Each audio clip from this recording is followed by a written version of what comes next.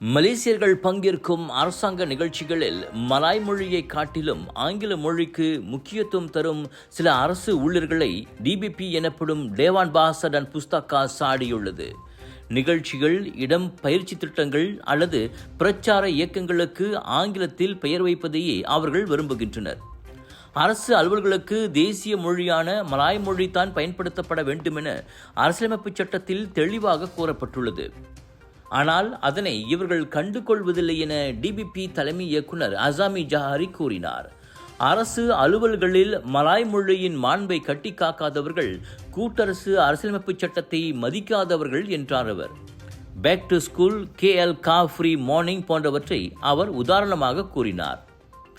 ஏதோ 2-3 பேர் வெளிநாட்டவர்கள் இருப்பதாலேயே நிகழ்ச்சி ஏற்பாட்டாளர்கள் முழுக்க ஆங்கிலத்தை பயன்படுத்துகின்றனர்.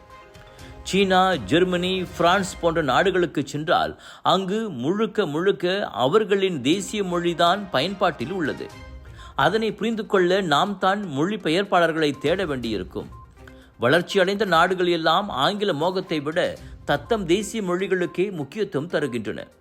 நாமும் வளர வேண்டுமென்றால் நமது தேசிய மொழியை முதலில் மதிக்க வேண்டுமென அசாமி வலியுறுத்தினார். ஒரு லொகேஷன், 10 ஃபெஸ்டிவல்ஸ், 100க்கும் அதிகமான பிரபலங்கள், 200க்கும் அதிகமான பூத்கள், 1000க்கும் அதிகமான போட்டியாளர்கள், 1,00,000 வாடிக்கையாளர்கள். மலேசியா புக் ஆஃப் ரெக்கார்ட்ஸில் the largest indoor Deepavali expo என பெயர் பதித்த கலர்ஸ் ஆஃப் இந்தியாவின் பிரம்மாண்டத்தின் உச்சம் South East Asia Bollywood festival and Indian trade expo 26 மார்ச்லிருந்து 1 ஏப்ரல் வரை சுத்ரமால், ஜோபாரு, ஜோரில். எதிர்பாராததை எதிர்பாருங்கள், திரண்டு வாருங்கள். Let's create lasting memories.